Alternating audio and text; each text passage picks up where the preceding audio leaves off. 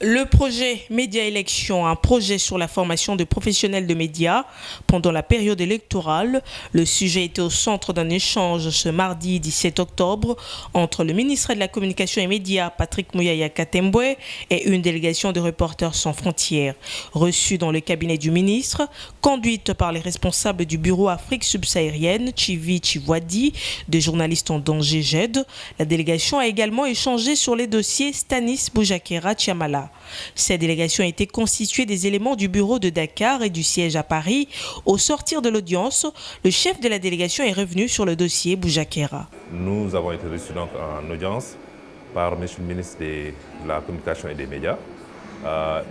C'est dans un contexte extrêmement difficile pour les médias d'une manière générale en République démocratique du Congo, comme vous le savez.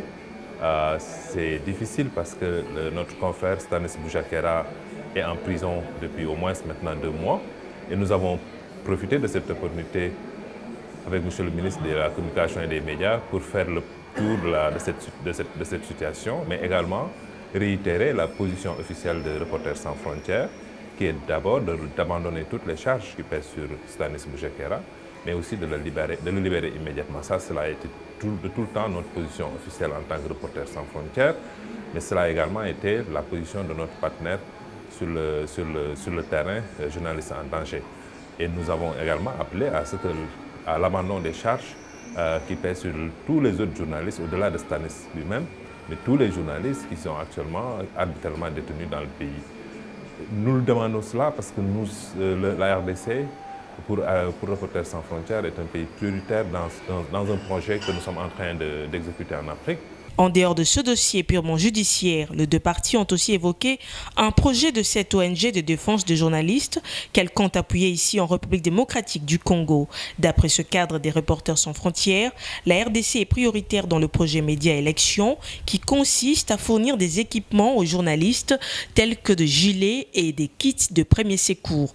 Ce projet a aussi un volet formation. Enfin, le volet plaidoyer et formation à la couverture électorale. Ce projet tire sa substance d'un monitoring fait par cette ONG qui a constaté que généralement en période électorale, il s'observe beaucoup de violences et d'attaques contre les journalistes.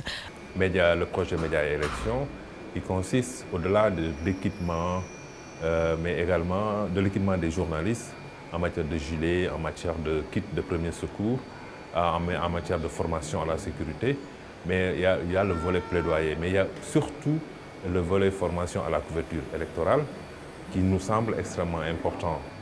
Le constat que nous faisons en tant que Reporters sans frontières dans le monitoring fait en Afrique d'une manière générale est que ce sont les contextes électoraux charrient généralement beaucoup de violences et d'attaques contre les journalistes. Nous avons travaillé sur le Nigeria et nous en avons reporté au moins sur 25. Dans d'autres pays aussi, c'est plus ou moins le cas. Et comme en RDC, c'est la période préélectorale, la campagne va s'ouvrir bientôt, le processus a déjà démarré.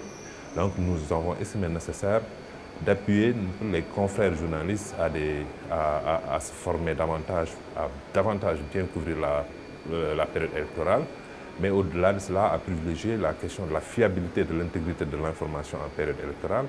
Nous avons mis un guide autour de cela que nous allons distribuer avec nos formateurs et nos collègues, nos partenaires du GED. Signalons que ce projet concerne non seulement la ville de Kinshasa, mais aussi Mbandaka, Goma et le Lubumbashi.